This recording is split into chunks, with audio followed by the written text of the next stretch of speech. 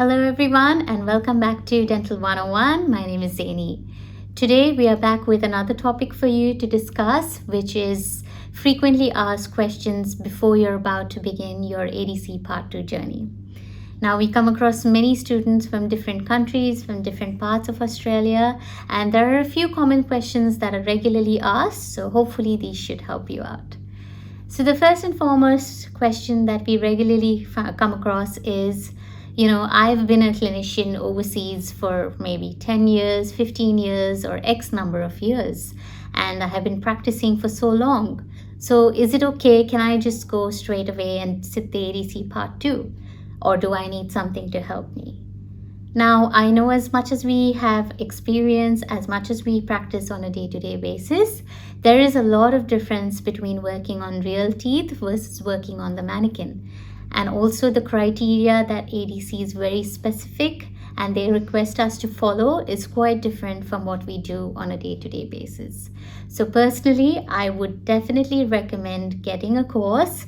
Yes, you will be good with your hand skills, you will be able to grab concepts better, but from an ADC point of view, it's definitely helpful if you have a good understanding of a criteria, understanding of the task, and what is expected out of you.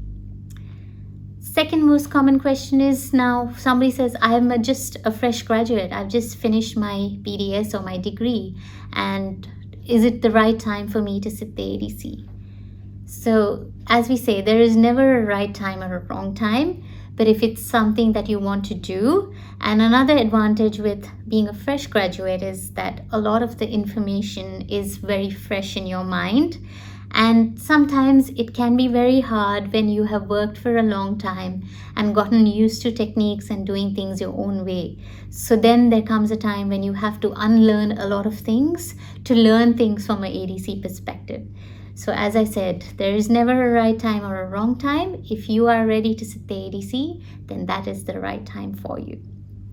Another question is, now, many of you have moved to Australia many years ago and you haven't practiced dentistry for say 10 years, 12 years, or a long gap between the two.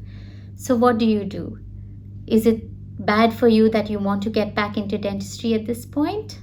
Again, my answer is no. Doesn't matter if you have forgotten everything, but if you have been taught on the right way and guided the right path, then you can definitely sit the ADC exam and pass it with flying colors. Another question we regularly ask is, now, I am in Australia. Should I be working? Should I just commit myself to full-time study? What is the best option for me? Again, working, studying, everything is a very personal choice. But working as a dental assistant, especially if that is a question you're worried about, it is definitely a good idea to work maybe 1 day a week or 2 days a week. Because if you're a dentist trained overseas, there is a little bit of difference between how things are communicated here. So if you work at a right practice as a dental assistant, even just 1 or 2 days a week, it's a good way for you to gain exposure to the system and get familiar with how things work here. And it will definitely help you in your ADC Part 2 journey. Now, the last most common question, and this is always on everyone's mind, is how much is this exam going to cost me? Again, with the ADC exam, it is a very personal experience. It is subjective. It varies from person to person. And also depending on whether you pass your exam in one go, or sometimes, unfortunately, if you cannot pass in your first attempt, then you need to remember that there are subsequent costs.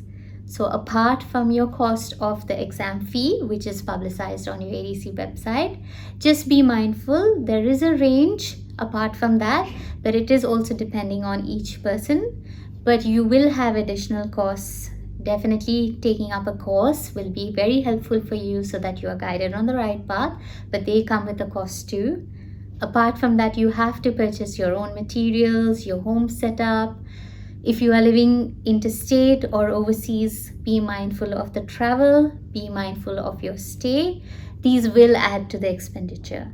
But at the end of the day, it is about your journey and it will be well worth it. So hope these tips were helpful for you. If you have any more topics that you would like us to discuss, please feel free to leave it in the comment section below. Until next time, like and subscribe to our channel.